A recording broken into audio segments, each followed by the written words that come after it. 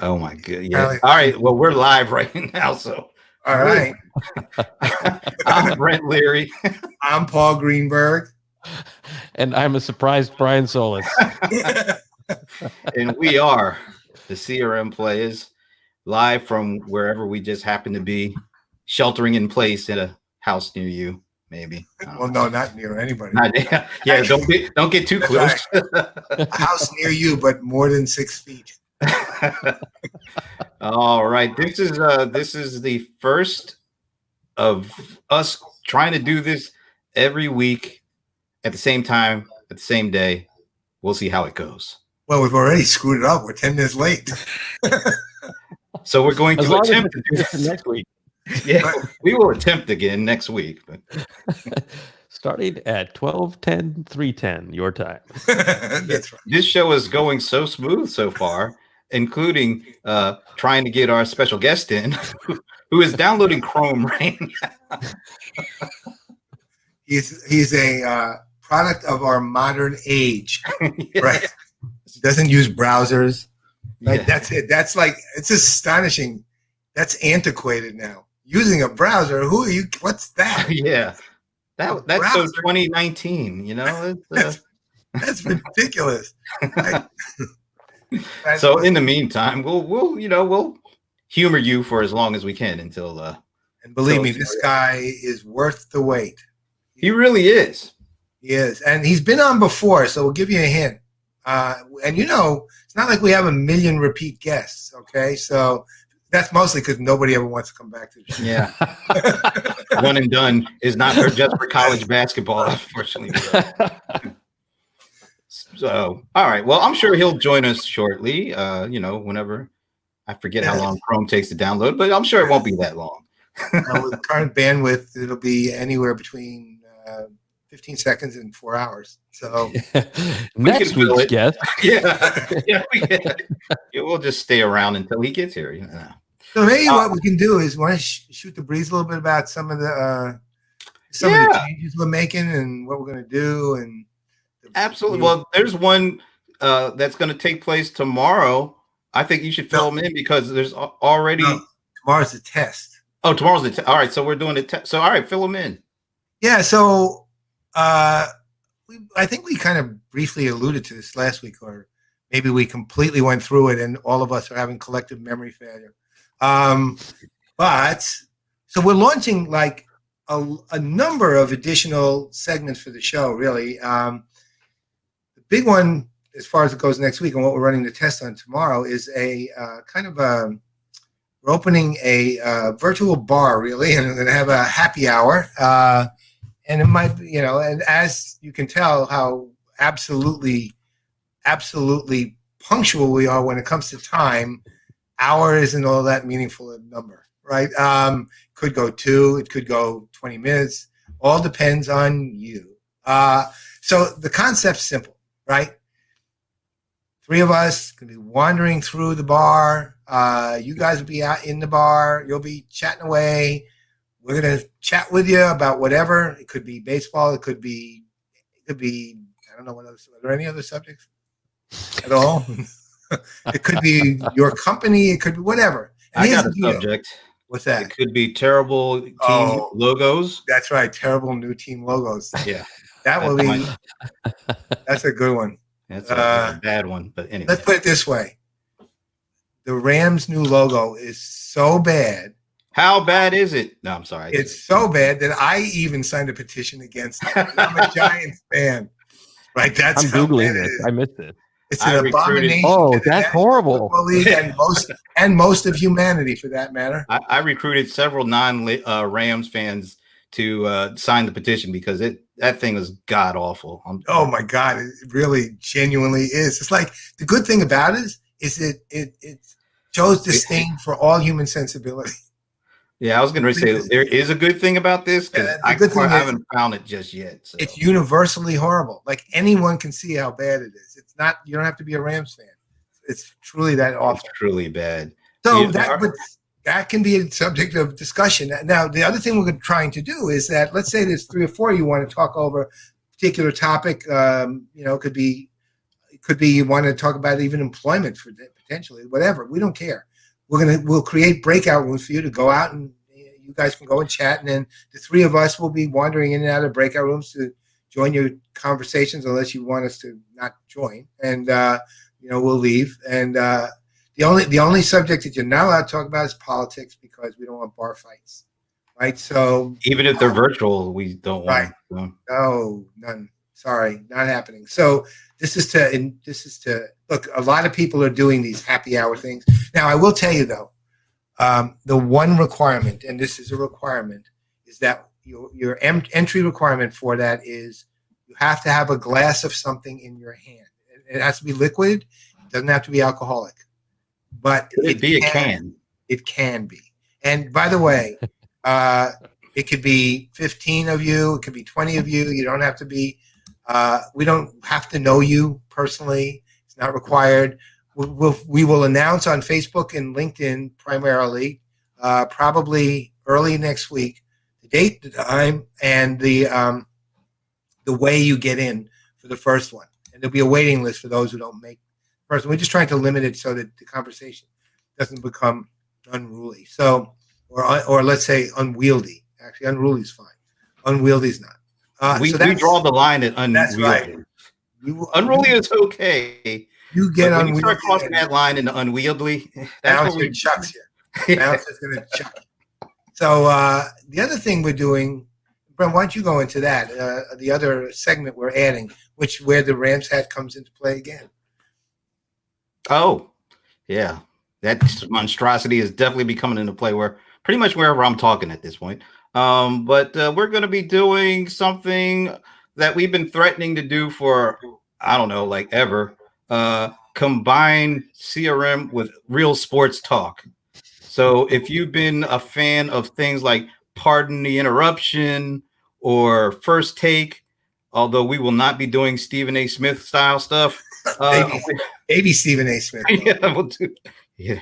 That might be the ticket. Anyway, so we are going to be doing CRM Playaz Sports, where we're going to be getting some of the folks. I mean, we've had the privilege of, over the last several years, having an opportunity to be a part of this really cool conference called Seat. And I didn't even plan this, but I'm actually wearing my Seat. Oh, I didn't even plan it. It was a clean shirt. And I was like, hey, I'll just put it on. We've been involved with Seat Sports and Entertainment Alliance with Technology. They do this annual conference. To me, it's the best sports business combination. I know there's one of those in MIT and all that stuff, but we really like this. And so over the last 6 or 7, maybe 7, 8 years, 7. Maybe. Well, it was like 2014, I think, right? So this will probably be our 8th one then, yeah. Yeah, it's 13, actually 2013. So it's been one of the most fun and most entertaining and also informational conferences around. And it's not even truly a CRM conference, but it's one that combines our, kind of the love of sports and, business and marketing and CIOs and CMOs and all sorts of things. And so we've been threatening to do this for a while now, but now we got time on our hands now. So why not do it? So it's CRM Playaz Sports. And do we already have like a first guest lineup for next week? Yeah, we do actually. So our first guest is going to be actually a guy who's not from sports, but he's doing stuff. That's kind of funny. With sports. It's Jay Pettigrew. He's a regional vice president of Salesforce, who leads kind of their new business initiatives group. And Jay has an initiative. Here's an interesting piece of data, which is actually kind of sad and frightening, but and especially now. They did some research and they found, with the schools closing all over the country, the kids are trying to work from home now, and then all the schools are setting up virtual classes and so on. Well, in Detroit, for example, it turns out that 60% of the students who are home now don't have computers, don't have internet connectivity. Nothing. How many? What was that percentage? 60%. Wow. Yeah, it's horrible, actually. So this coalition is basically Salesforce and a number of teams, for example, in the Detroit area and other areas of the country, but it's starting here in Detroit, created kind of a philanthropic organization whose job is to basically get those kids computers and internet connectivity. And it's an immediate problem, obviously. That's one of the reasons we're having him as our first guest, to start talking to people about what they're doing and how this is going to be a national, effort. And the foundation, or the philanthropic effort, began only, like, I want to say, not even 10 days ago. By the way, our guest seems to have trouble getting a connection. I saw him pop up, but I didn't see his. I just saw his name pop up. I didn't see his actual face. I didn't see any video. So hopefully, tell him to try again. I just said try again. I'm looking out for him, but I saw his name come up, but nothing else. Just a white box. So that will be the first guest, right, for us on the sports show. After that, we'll have guests like, hopefully, I mean, we'll be asking them. So I'm kind of prematurely naming some names, but like one guy we love to have on the show is Steve Reese, who's the CIO of the Phoenix Suns, and he's also, by the way, a sleep science expert, right? And has an absolutely insanely compelling story about how they put the Suns through this sleep program that has drastically improved the sleep of the team as a whole, right? And it's so we'll have people from baseball, from football, from hockey. Hopefully again, and I think he'll do it. We'll have Jonathan Becker on at one point.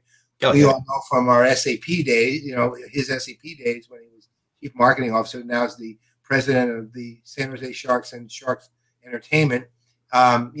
Really, really, really good people. Blast to have. And look, it doesn't solve the fact that, this was opening day today for the Yankees. Was today against the Orioles too. So that was pretty much guaranteed win. But at least it'll alleviate it a little bit, right? So if you're into sports and you want to look, and you're a business person, and know the players, watch the episode, because there's going to be really, really interesting people you ordinarily would not have access to. I'm going to do a special invite to my best buddy, Eric Dickerson. If you're out there, we would love to have you on, and I would love to get your opinion of the new Rams logo while you're on. Okay. So anybody who doesn't know who Eric Dickerson is, just get off of this right now. No, I'm just kidding. Yeah, in fact, anybody that doesn't know Eric Dickerson, at least don't watch the sports segment. Yeah. No, or maybe you need to learn. Literally no point. Okay. All right. I guess we better just go ahead and start talking about some. Yeah, and if Jamie comes to come, and other than that, we'll just. So I posed a question in the description of this episode, and we all know what we're going through right now. There's, people suffering. The whole way of life has just been completely overturned, and so there's going to leave some permanent changes after we get through this. So I wanted to talk about it, from our perspective. We're folks who watch the CRM space and talk about this stuff a lot. So I just wanted to, toss it out there, and people out there, leave some comments, because we'd love to incorporate you into this. But what do you think CRM and customer experience and customer engagement and all the things we kind of circle around, what is that going to look like after this? This is one thing we see once in 100 years. It is totally interrupting all phases of life. But when we do get past it, and I strongly believe we definitely will, what is the things that we talk about? What is that going to look like? How is it going to change? Permanent, long-lasting changes that come out of stuff like this. Well, I will say this: the concept, meaning customer engagement, customer experience, at the 30,000 foot level isn't going to change. but how we approach it, what we think it, how we accomplish it, and what we expect of it is. Look, I mean, one of the things that, if you're looking at it from, let's say, the standpoint of experience, one of the things that's coming out of this is the fact that.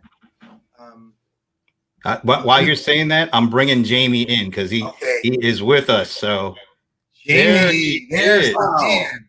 Oh, no wonder you were just busted out of prison. That's Well, no, actually, I've just finished selling. I've just come off my bicycle and I've finished selling my onions round the stores because they're in short supply right now in Scotland. So I've just made a dash from France with onions. It's all good. Thank you. it's Michael Caine. I mean, it's Jamie Anderson. This is great. All the way from, where are you again? Didn't hear you. Jamie, you're not hearing Can him? you hear us? Uh-oh. Oh, no. We can't. You're not hearing us, Jamie. And he's got such a pleasant look on his face, too. Oh. Oh. Maybe he'll come. Are you not hearing it? There's terrible lag, and I think. What?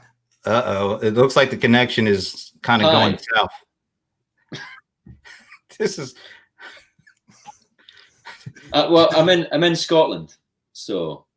Okay, that's it. Well, that explains everything. Can you hear anything? I can hear little bits. Yeah, I think this connection. Now you're frozen. Yeah. No. Frozen in time forever, man. No, I'm just kidding. Wow. Okay, I guess maybe you should try calling back in. And go out and come back in. Yeah, and I'll see you. Go out and come back in.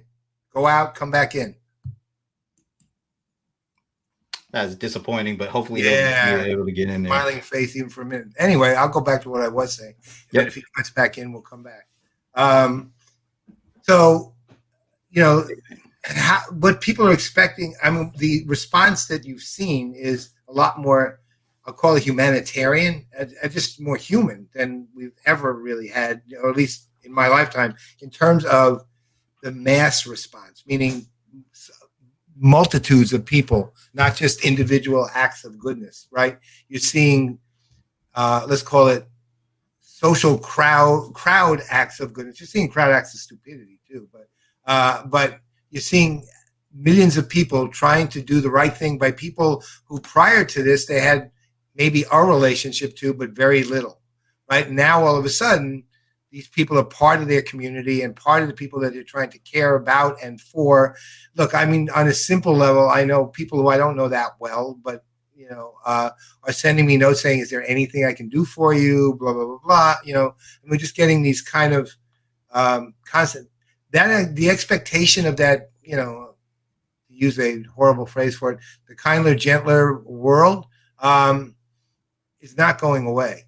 That's one thing. Once it happens, it's there. And it's proof positive that the world can be that way, even in, it's being that way in a crisis, but that's still proof positive. It can be that way. I'll give you an example of what I mean when I say that. This is going to be very personal, so bear with me for a moment. My father, when he was still alive, he passed away when he was 94. When he was he's heading in that direction, like 92, 93, his memory started not failing entirely, but he started losing his memory at a reasonable rate, meaning like pretty quickly, but not like horribly fast. Always had an amazing sense of humor about it. But one day, but it was noticeable, right? When you would talk to him, you'd forget some things. One day I called him to see how he was doing. And his brain had completely rewired and he was completely lucid, forgetting nothing. It was like 30 years had melted off, 40 years had melted off. And I called him like 100 times that day because I just wanted to hear him that way. And I spent the whole day calling him. And I just, that's what I did for the day. And the next day, back to the same. But the thing it proves is that the human brain can rewire, right? Right? It did. I mean, I had living proof of it happening. and it was clearly distinctive too. And so, even though that was momentary and it was short term, it was proof positive that it could be long lasting and forever if you could figure out how to make it permanent, right? You didn't have to rewire the brain. You had to prove how to make the rewiring permanent, right? I mean, you still had to figure out how that happened, obviously. But I'm saying the same thing here. This crisis won't last forever. But the goodness, the kindness that people are showing to each other, I think that's going to become expectation. And when it comes to businesses, they're going to have to act in the humanitarian ways that a lot of them are actually acting in crisis, right? Even in ordinary times. And they're going to have to see the human side of that business. Identity is going to have to be established as a company that cares and a company that wants to make things better and a company that you can trust, right? And that the idea of trust has never gone away. It's always been what you have to do, but how you approach it's going to change the basis of what I think is happening now. And that part's good. I'm going to add Jamie in and see if he's we have any better. Hey, Jamie, can you hear us? I can. Yeah. Oh, yeah. Much better. Yeah. Good. Yeah. I think we're good. Good to see you finally. For however short it may be. I know. God, I tell you what. I was coming off another call. I've been on. I mean, I'll tell you this, right? I mean, I'm sure trying to pick up on the last things you were saying there. It's been relentless for the last 3 days. I've been on Zoom calls, and I'm going to call it Zoom because it's actually been very, very good. I've been in Zoom calls like all day, every day. And it's such a strange time. I mean, unprecedented in our lifetimes, right? But the level of engagement, certainly internally, has been huge, right? I mean, I'm working with a few companies just now. You know, it's really, kind of really interesting times. I'm seeing, and I won't go into it, but I'm seeing differences in how, they are kind of reacting to the crisis, and also how customers are reacting to them. But I would say that the level of engagement through this media platform has been phenomenal, and I think it will absolutely change the way that people work in the future. I think this is. I mean, it's incredible. I'll give you an example. My son is actually. I mean, I know I look far too young to have a son.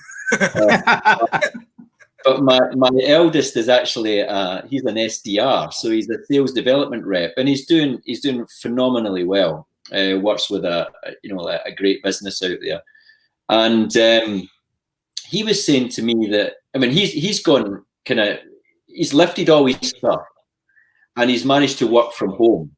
I know that tonight's escapades of getting me online would suggest that working from home from Scotland is extremely difficult. It's not. He's managed to lift all his gear from what is largely a contact center environment and go completely virtual. And I know lots of businesses, lots of traditional businesses who have not managed to do that because they're wedded to very, very old telephony systems.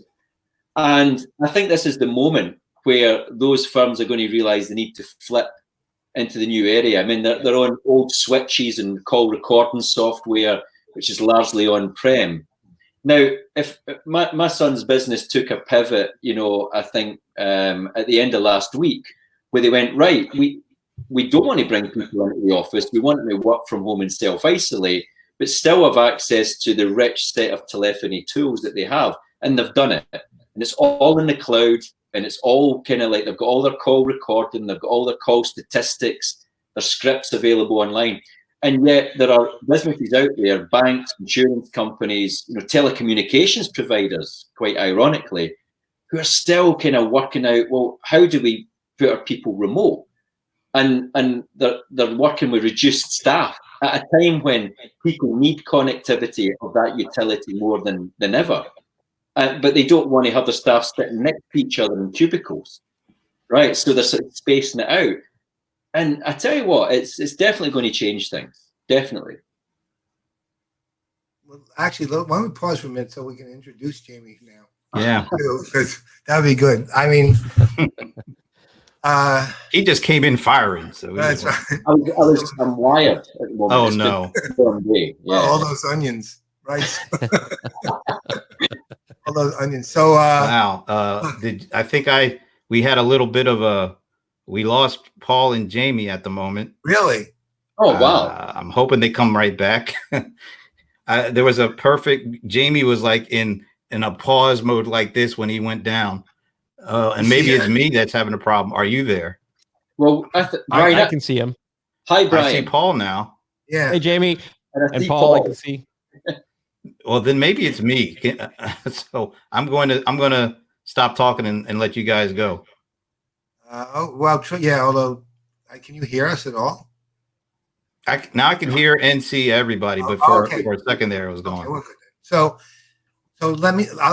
I've known Jamie 15 years at least, I think, right, something like that, and I've known him since before he was even a CMO of SAP Hybris. I think you were. When I met you, you were a VP, right, or maybe even a director. A long time Yeah. ago. Yeah, I mean, it didn't really mean anything. Director. No. Well, yeah. Well, for you, so this guy he becomes CMO of SAP Hybris, actually gets the messaging right for SAP Hybris, unlike anyone else in the history of that august institution at that time.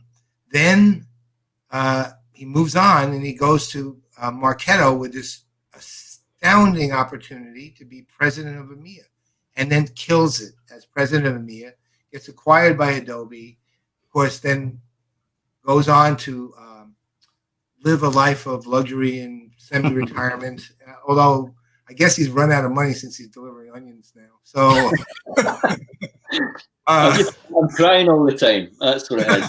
I've been crying with the onions. while he's hanging around and figuring out what his next play will be, he's managed to become a member of several boards of, I don't know which, the boards of advisors, directors, but am I allowed to mention them, by the way? Yeah. Okay, user testing, exactly, and there was one other one, I think. Bloomreach. That's right. Bloomreach. Yeah. Yeah, I don't know them, but I know the other two very well.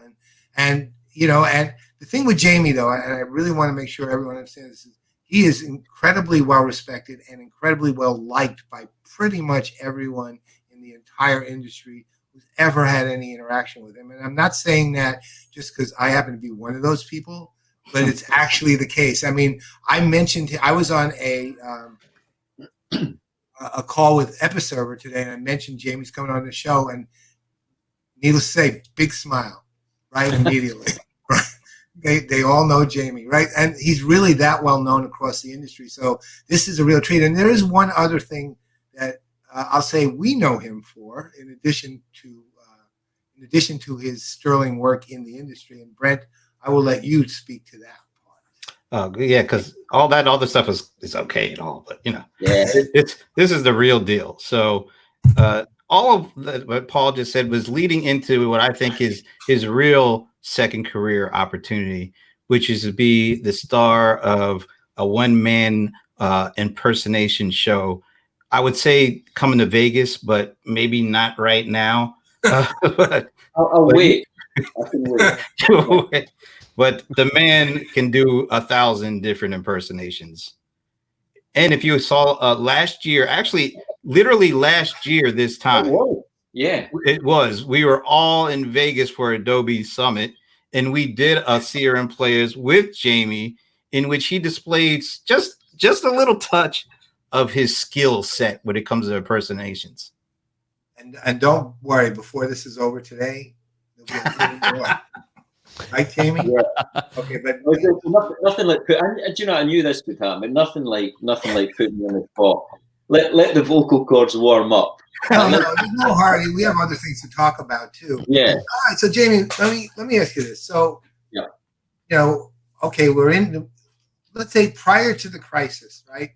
You say everything's changing because of it. But prior to it, what was your take on the market that you just recently were in? I mean, just tell us what you've been thinking about the customer-facing market and all that, because you've got the other thing you've always had is kind of those analytical skills that people like three of us make our living on. But you have those skills. So, what was your view of the market coming into the crisis? How do you How do you think this specific market, and Brent put it earlier, the CRM market itself is going to change as a result of this crisis? What's your See, here's the thing. I mean, the CRM technology market it's pretty. It's been pretty stable, you would say, over the years. I mean, I think Salesforce have done a phenomenal job. I think they are just, fantastic, in terms of how they've gone after and cornered the market. I think the innovation and things like that. I mean, we competed with them quite heavily on the Marketo side. We did an amazing job kind of beating them over the kind of Pardot marketing cloud thing, which was fun. I always like. I think it's the Scot in me likes the scrappiness of being an underdog, and fighting the big guy. So it was a lot of fun. I think the market it's at that point where it's ripe for disruption again. Now, I don't have a crystal ball and I can say what that is going to be. But I mean, remember, guys, I was at Siebel Systems a long, long time ago, with Bob Stutz and and those guys. And it's Siebel was disrupted. I talk about this sometimes. I was talking about it recently. Siebel was fundamentally disrupted, not because in any stretch of the imagination it was an inferior tool to Salesforce.com. In fact, quite the opposite. I mean, if you think about the data model of the Siebel application at the time, if you think about the industry-specific nature of it, I mean, our user manuals for Siebel FS, Siebel Financial Services, which I was a part of, I mean, it was like that thick. I mean, it was really, really good stuff, and and functionally rich. But it was on-prem at a time when the cloud was kind of coming through. It was expensive to buy and to implement, crucially, right? It was a very expensive piece of software. Never cracked the mid-market. It was very difficult for Siebel to reach into the mid-market. Salesforce came along and they just made it super simple to buy, to provision, to get access to a tool which was not particularly complex at the time. I mean, you maybe have 4 main data tables or something like that. So in that sense, it was super disruptive because people that couldn't get access to a Siebel before could get access to a solution which was readily available, easy to provision, easy to buy, and they could get things up and running pretty quickly. Now, I think the CRM market, through a nature of acquisition over the last 10, 15 years, has become so complicated. I look at, take SAP's portfolio, for example, massively complex. And by the way, there is not a better man can sort that out than Bob Stutz. I mean, I think it's the perfect time for him to go and to kind of clean house. And I think that's what Bob will do. He's very, very good at that. But then I look around and I think the best acquisition in recent years in CRM was, frankly, not a CRM acquisition. It was MuleSoft. It was that kind of integration. And so I think that where we're stuck in the CRM world is that it's a hugely complex environment now. I mean, there's so many tools. You saw even, was it Velocity? I think it was Velocity, Schmeier's company. They got acquired. And again, I think it's a smart play, super smart play by Salesforce to do that. But I mean, you're left thinking, well, is Salesforce trying to draw everything in house to have more control? Because that was a key part of the ecosystem. Solutions like Velocity. It's just hugely complex, and none of it's simple. I mean, look, let's be clear. When the Salesforce used to sell on the notion of no software, so no software, no implementation cost, everything's dead simple. And now Accenture are like the big, they're the behemoth, in terms of implementation of it. Now, if Accenture are involved, it's no simple anymore. So I think to myself, it's ripe for disruption. I don't know what it is, but I mean, look, there's tons and tons of neat pieces of software out there, and maybe it's going to swing back towards super simple. And I don't know. One thing that I would love to see is taking that customer perspective on not just the simplicity or the cost of implementation, but also the capability of the customer's customer, right? Because what we were talking about sort of coming into this was, what does customer experience, what does customer engagement look like in a post-corona world? And I think one of the fascinating things is when we look at it from that ultimate outside back into the industry, the customer is forging new behaviors, as Paul was talking about, having their brains rewired, but also their emotional circuitry rewired as well. And this stay-at-home rule is essentially, for now, just long enough to forge permanence in those new behaviors, changes, and expectations. And also, I think one of the things that's going to change importantly, really profoundly as well, is values, and what people will seek, what people will place great value in, and ultimately technology has to best serve against what that's going to be. The neat thing about it is that it's all happening right now, so it's not like we have data sets that we can throw AI and machine learning against to kind of figure out what these patterns are. But I think for the right organizations that see this as an opportunity to learn from market evolution and apply that to existing technology, how it communicates to its market, and then also innovation, perhaps the right companies will become the disruptors, even if they're the big giants today. But I think that's where that disruption maybe could loom, is in sort of figuring out how to see and how to prepare for this new customer that's going to emerge out of this. We got a comment in there. I just want to throw in from Sven Esser. I hope I'm saying that right. Hey, Sven. Okay, cool. You know Sven. So I think he kind of aligns with what you were just saying, Brian. He says, through the COVID-19 time, we have the great chance to earn tons of trust. And this is the most important for CX.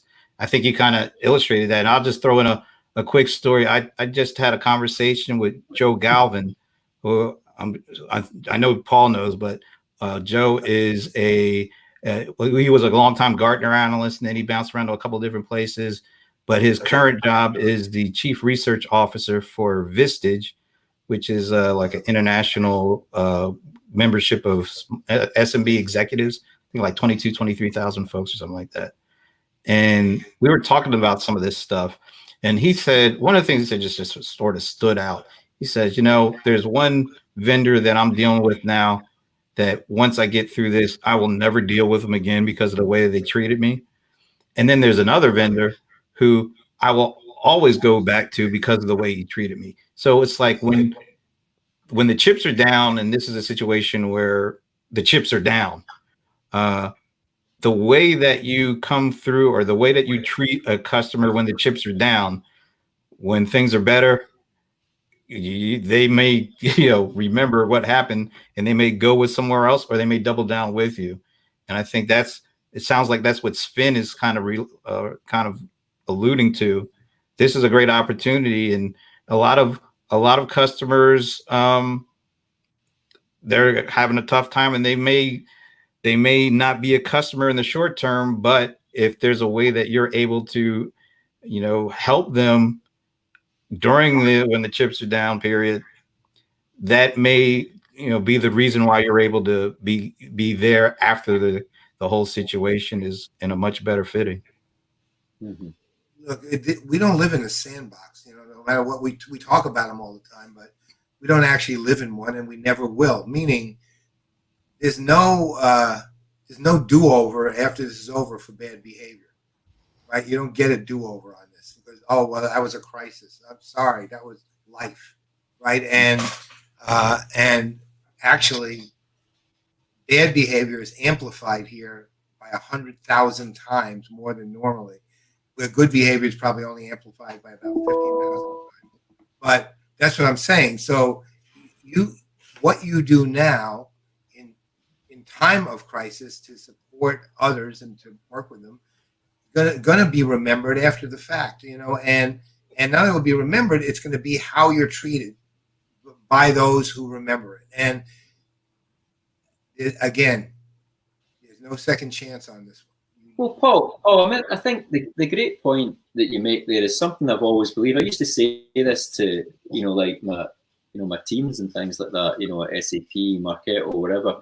The test of any relationship, whether it's business or whether it's personal, is not what you think of someone when everything's going well. It's how you feel about them when things go wrong. And it's what defines winning teams. It's not about the knocks you take, and it's about how you get back up from those things, and how you behave towards each other. And whether that's teams internally, you'll see the mark of people in your organization, and how they react in a time like this. Similarly, you'll see outside the organization with suppliers, customers. And I think the key to it all is just simple human empathy. I think there's still a massive gap, out there, between the truly great companies that have that empathy and those that don't.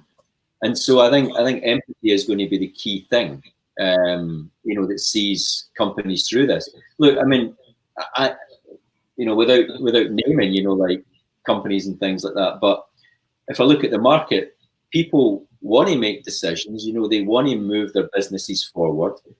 This, uncertainty has placed, like a kind of hold on a lot of big decisions that were due to be made. But, also people are saying, well, how can we defer payment? Can we change the standard payment terms? And people that react to that positively and help people through, that process are going to win at the end of this. And to your point, they're going to be the people that people want to continue to do business with.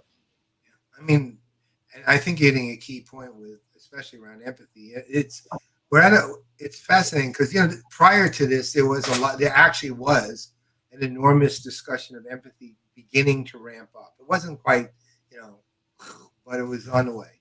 And we saw companies like Pegasystems developing AI, empathetic AI, and we saw it in the literature and language of a lot of other companies in terms of how they viewed things, how they took. But I will say this, and this was not particularly Pegasystems, but it's a general problem I do see, which is a lot of times they're confusing insight with empathy, right? They're basically saying, okay, well, we understand that person better. Right, and that's really empathy, and that's not empathy. Empathy at the level we're talking about it, and that's not even the same level of empathy that it is one-to-one with another person. But the level we're talking about it is not only understanding that person, but actually providing them with capabilities to make them act in a better way for themselves, right? And you are not just knowing them, you are also helping them, right? And because the insight's just the beginning, or it's not the beginning. Let's say this: insight's just a point in the process, so to speak, a point along the path.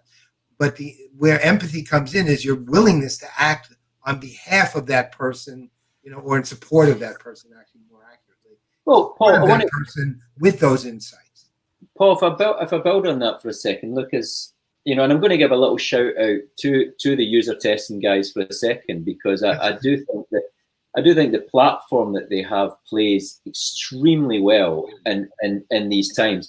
And the example I'm going to give is, look, I've been a CMO, right? And being a CMO is you have insight coming from everywhere, whether it's your web content management platforms, whether it's your CRM applications, whether you're looking at order history, you're trying to build a view of a customer based on data, right? Based on, let's call them data signals for want of a better description. But it's data in a database that's been collated and collected. Then you run some analytics or AI or whatever on it, and it gives you a prediction of what someone thinks is most probable about a customer, right? But it's not reality. You're still playing the role of a great detective. As a CMO, you're making choices about, will this advertising campaign work, or is this kind of demand gen campaign hitting the right mark? And you're using all these data signals, and that's one aspect. What I love about, and I think the bit that's been missing for years is, but you're not actually asking the customer explicitly. You're looking for implicit signals in what they do.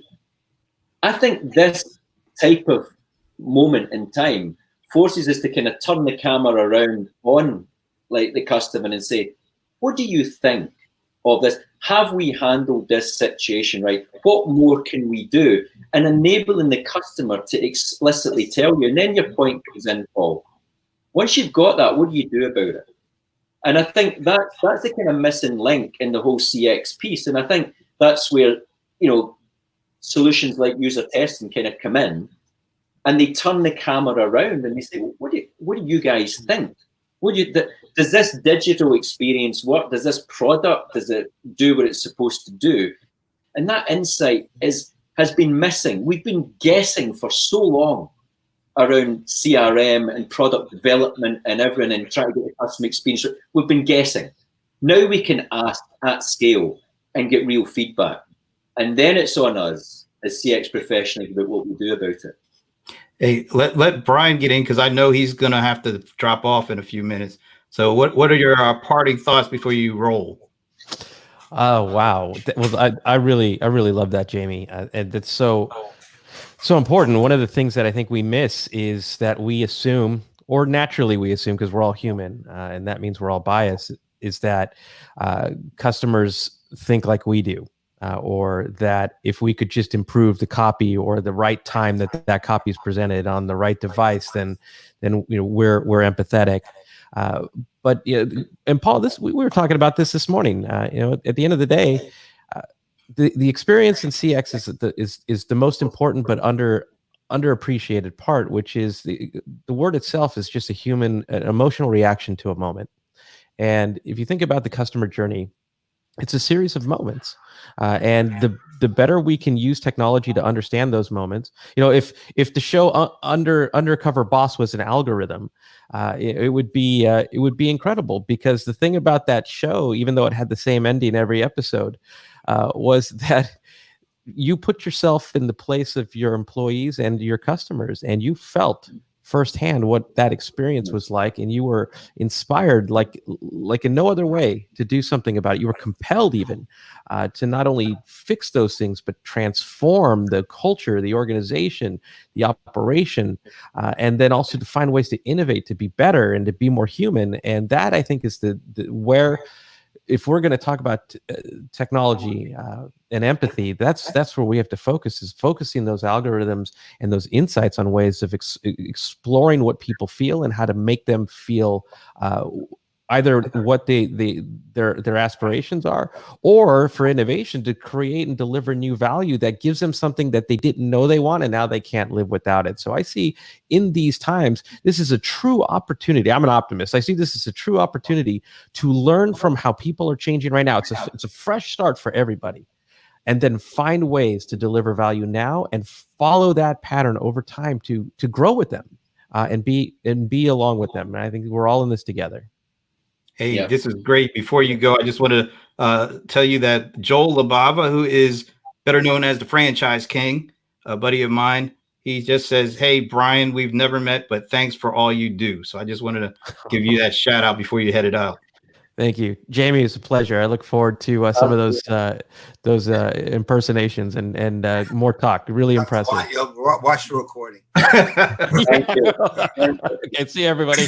Hey, all right, man.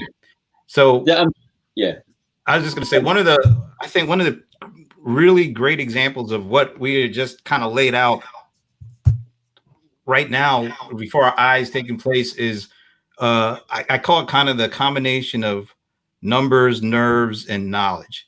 And it's because if you look at how Andrew Cuomo, and I'm not talking politics, I'm just talking the way that he has handled a very tough situation, which is telling people every day about people dying in mass scale, and how hospitals are getting overrun by sick people, and the shortages of people resources and equipment, and where things are going. I mean, that is a tough thing to do every day.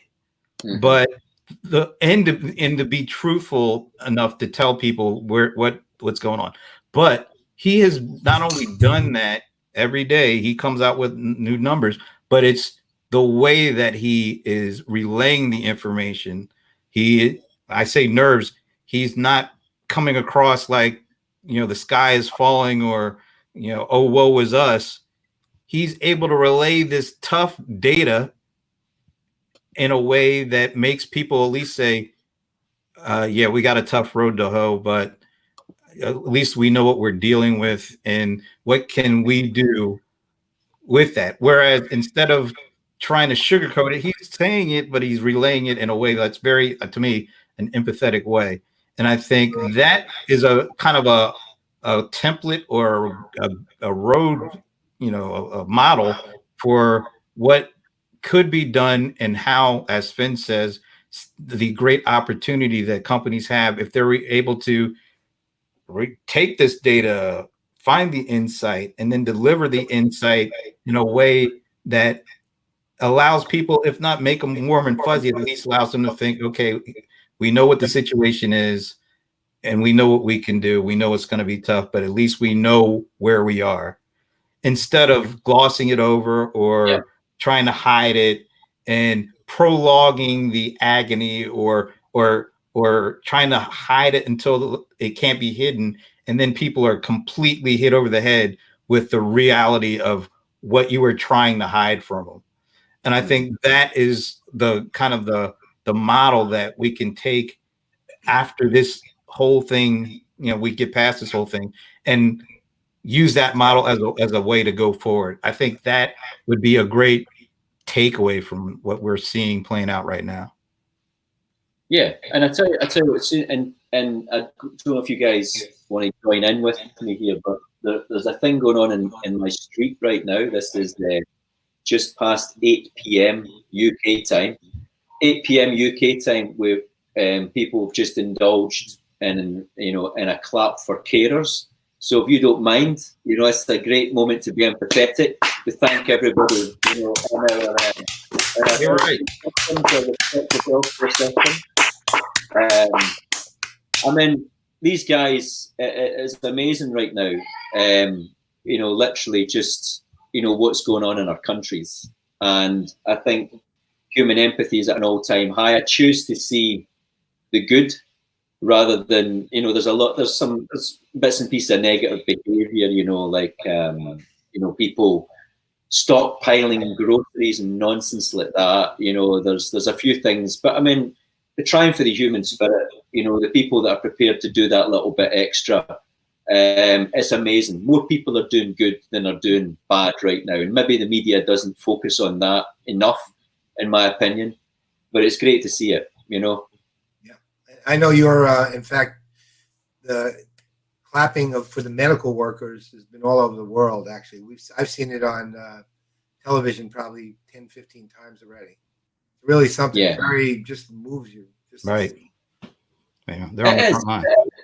And I hope, I hope out of all of this, I mean, we're talking about people in societies who are not paid particularly well. I don't want to Paul, you and I could get sucked into a void here of political discourse, but, let's be really frank about it. It's, these guys are not paid what they should be paid to do the jobs that they do. Incredible kind of acts of human kindness. They talk about it. It's like it's kind of dismissed as, oh, it's a vacation if you're a teacher, or if you're a nurse, or you're a doctor. I think it's incredible, and I hope that coming out of this, we properly value our healthcare professionals, our teachers, and people like that, way beyond what we do right now in society. And we've got a strange way of measuring the value of things. It's here, pal. Listen, come on, you're here. You're online to the world. Hey, hi. Hey, how you doing? Whoa, look at that handsome guy. You'll get it back. Go away. Now, have you taught him the skill of the impersonation?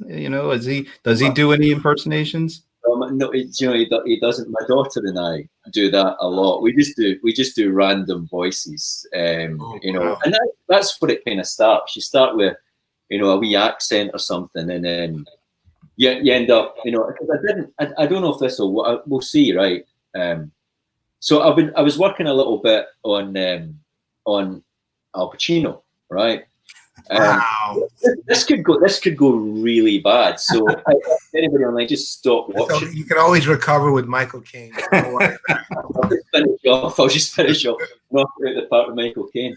No, I always, and what I love about Al Pacino's voice is, at the beginning, it was quite kind of like, hey, Kay, sort of like that, I sort of had that, and then through the Godfather movie, kind of got into we're talking about a bent cop mixed up in the rackets. Now that's got to make a great story, Tom. It's just Michael. And then it went from I'm out. Yeah, you're on stage, man. No, Yeah, way we were giving you the proper. giving you your stage. We're talking about a bent cop mixed up in the rackets. That's got to make a great story, Tom. It's all right. Just Michael. It's just Mike, And then somewhere he caught laryngitis. Somewhere, through his career. So everything's like this now. What?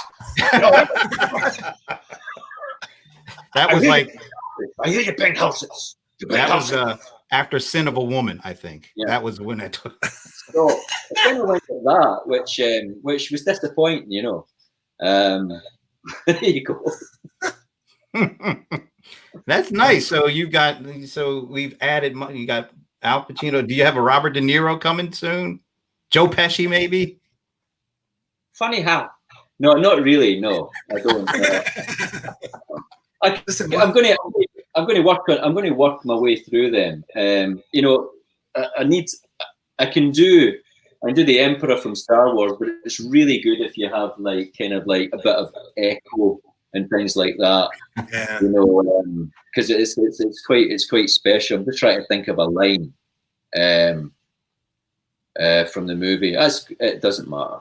It's like, so your fate and your friends is yours, type of thing. Wow. It's like that. So you already had Sir Alec Guinness, so now you're, of course. So now you're the young and waste are not to be traveled lightly. Nice. So you got Emperor Palpatine coming. These are not the players you're looking for. Wow. There it is. Nailed that one. So I was just waiting for that. For the, No, this guy. Look, you've got to close with Michael Caine, man, and then I have a slight ad afterwards. But this is a public service announcement on behalf of me, Michael Caine. Stay safe, everyone, and remember, this can strike at any age. So, stay safe. That was a good PSA. That was a really good one. So, and on behalf of that, I have an ad. Pulse oximeters. So watch, everybody. See? Oh. Hold on. I thought you were talking about flux capacitors or something. No, that's my oxygen blood. Oxygenation of my blood, that's a good number. Over 95. So you don't keep it on all day. I just happen to put it on then. But it actually is a good indicator. There's two indicators of that I learned about to check for respiratory issues if you think you have them. I've had a bit of an actual cold, but runny nose doesn't happen to be a coronavirus symptom. So, but I've had a slightly one. But at the same time, I'm 70, so I'm taking all precautions. And one of the simplest ones, which I actually just learned yesterday, is this. It's literally you hold your breath for 10 seconds. And if you can do it without coughing, then it shows that the oxygenation in your lungs is at least reasonable enough so that you're probably okay. The other thing is, of course, the pulse oximeter. Like, if you read about all the coronavirus cases that get sent home, they tend to send you home with two things: a thermometer and a pulse oximeter, because they want you to constantly track that. If you start going down to 91, 90, 89, especially below 89. I mean, below 95 is, something of an issue. Although there's a 1 or 2% margin of error there. So, 94 isn't really that big an issue. But if you start going down below that, you actually are having problems. Means your lungs ultimately won't get the oxygen it needs, meaning you're probably having some sort of respiratory issue. So you can literally get them on Amazon. They deliver them pretty quickly. That was like $29.95. It's not a smart one. That one, it's a regular one. The smart ones go up to $179. Not worth it. Just I'm manually. I'm in isolation at the moment, and I'm and what I'm measuring is my blood alcohol content on a See, you're already ready for the Playaz hour thing. The happy hour. Happy hour. Jamie, you're definitely going to be there. Listen, of all people, I don't have any liquid in front of me. I can only drink lens cleaner. Oh, don't do that. Probably not a good idea. not good. Isolation day 49 when you're into the lens cleaner. Let me tell you. All right, I think we better wrap it up. we're go the rest of the night. I know. Hey, but it's great to see you, man. It's been a while. Miss you. I miss you guys, and it's funny to think that it was. I mean, literally nearly a year ago to the week. Yeah. We were together. So look, here's to the next get together, wherever that may be, in person. Yes.